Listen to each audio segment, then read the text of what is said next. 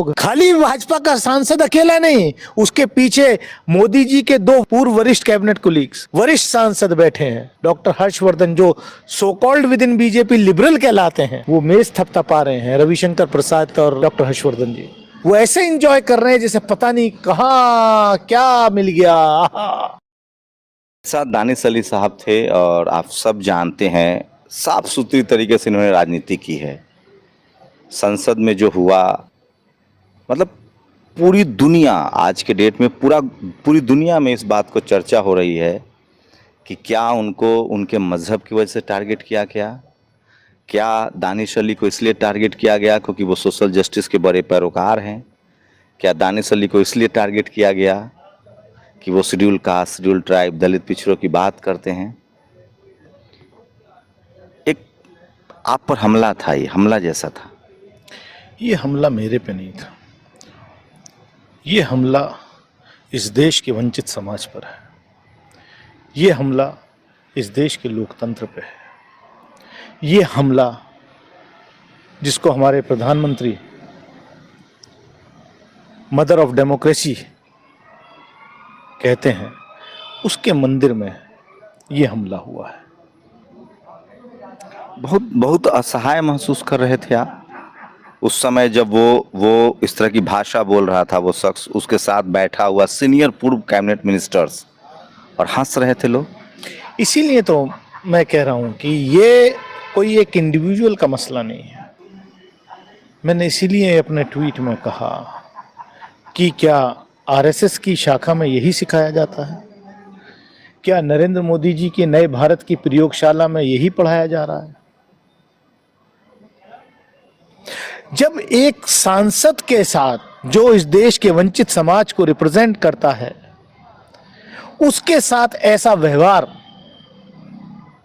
सदन के अंदर हो सकता है, पार्लियामेंट के अंदर हो सकता है, तो सड़क पर इस वंचित समाज के साथ आज क्या हो रहा होगा, ये आईना लोगों को देखने को मिला है।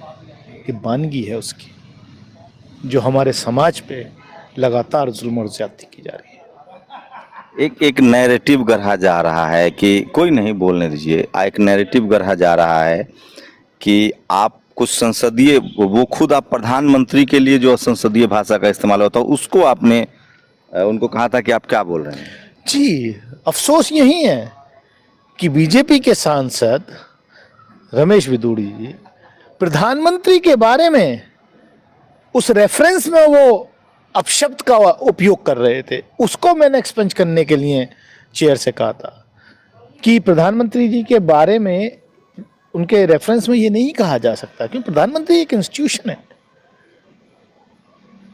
वो रिएक्ट करके अभी भी आप रमेश विधुरी जी कह रहे हैं। ये हमारी संस्कृति है, जो उन्होंने किया वो उनका सांस्कृतिक राष्ट्रवाद है, जो उन्हें पढ़ाया जाता है बचपन से लेकर के अब तक। क्या कहेंगे दानिश जी? आपने लिखा कि मैं रात भर सो नहीं पाया, मेरे नस फट रहा था, और अगर मुझे न्याय नहीं मिला तो मैं संसद से इस्तीफा दे दूंगा। मेरे क्षेत्र की जनता ने मुझे हेट स्पीच सुनने के लिए नहीं चुना है कि मैं संसद में आकर के, लोकसभा में आकर के हेट स्पीचेस सुनूं। मेरे पास क्या और चारा है? अगर मुझे न्याय नहीं मिलेगा तो मुझे ऐसे सदन में रहने का कोई अधिकार नहीं है। मैं भारी मन से ऐसे सदन को छोड़ने पर विचार करूंगा।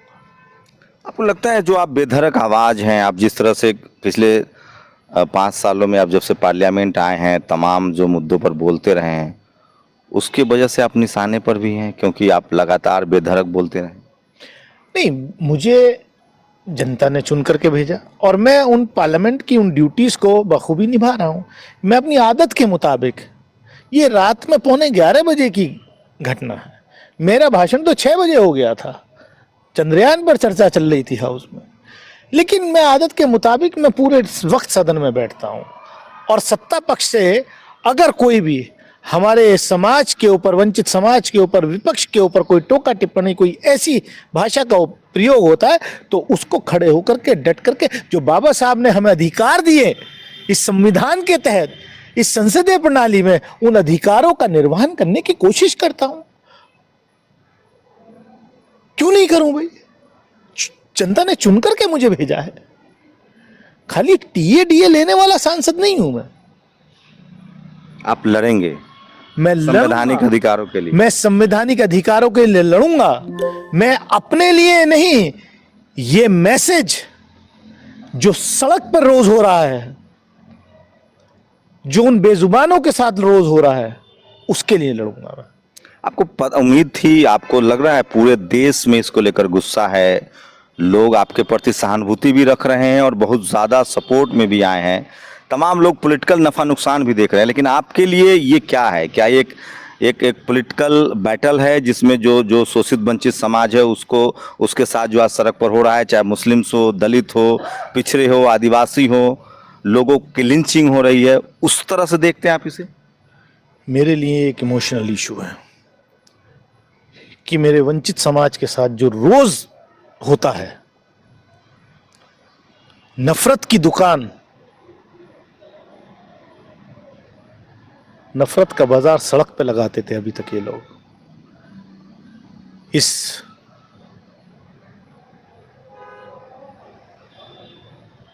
आजादी के 75 साल बाद, इस अमृत काल में, इस नए संसद भवन फ्लोर के ऊपर वो नफरत का बाजार लगाने की शुरुआत ये इन्होंने की है, जिसको इतनी आसानी से हम लगने नहीं देंगे।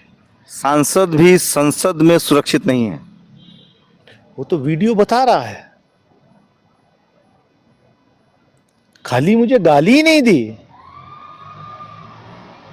खाली मेरे को मुल्ला, कटवा, उपद्रवी, आतंकवादी, यहीं तक नहीं रुके जनाब। बाहर निकल के देखूंगा तुझे, बाहर भी देखूंगा। मैं तो खड़ा हूं अकेला, अकेला ही घूमता।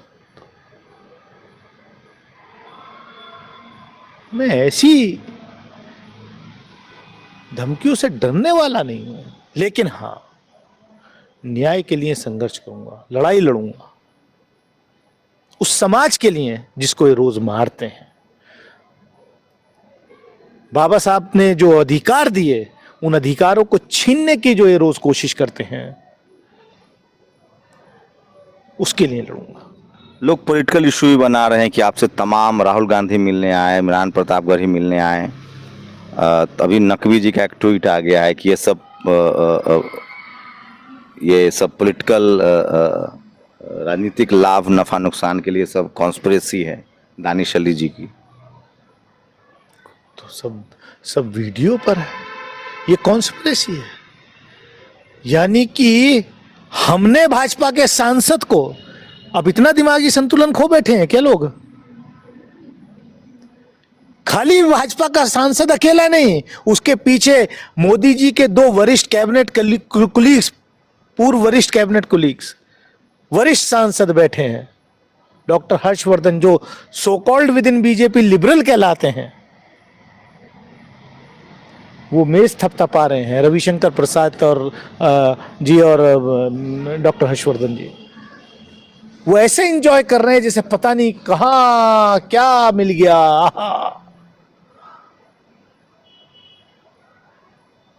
तो ये सोच जो है, ये जो जहर है, इस जहर को निकालना पड़ेगा।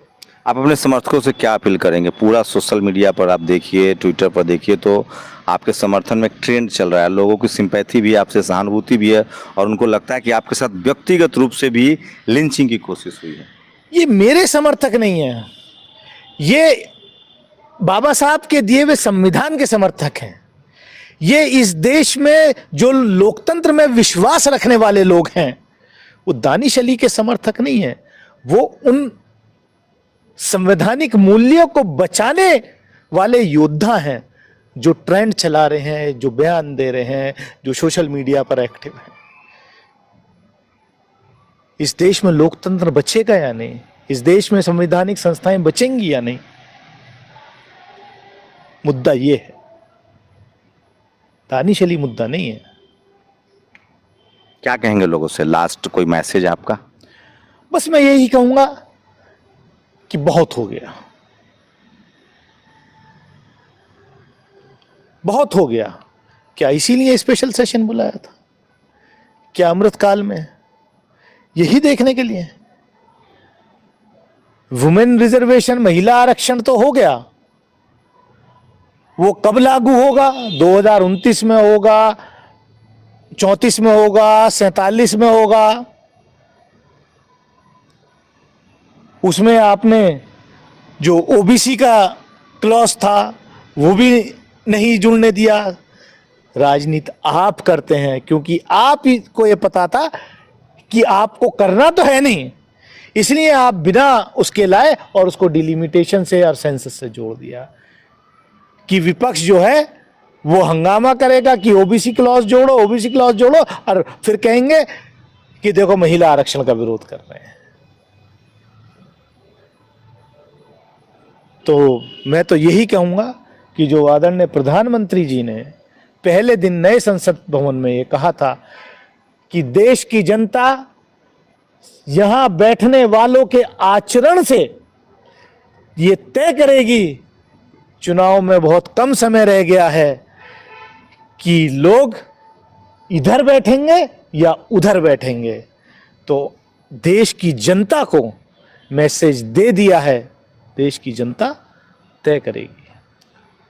देर रात हो गई है, शुक्रिया सर हमसे बातचीत करने के लिए। और समझिए कि किस तरह से, जब सवाल तो है दानिश अली के, इस सवाल में वो सारी बातें हैं कि जब देश की संसद में एक सांसद के साथ इस तरह की भाषा का इस्तेमाल हो सकता है, उसको थ्रीट किया जा सकता है कि बाहर देख लेंगे, तो क्या माना जाए कि क्या डेमोक्रेसी अपनी अंतिम सांसें गिन रही है?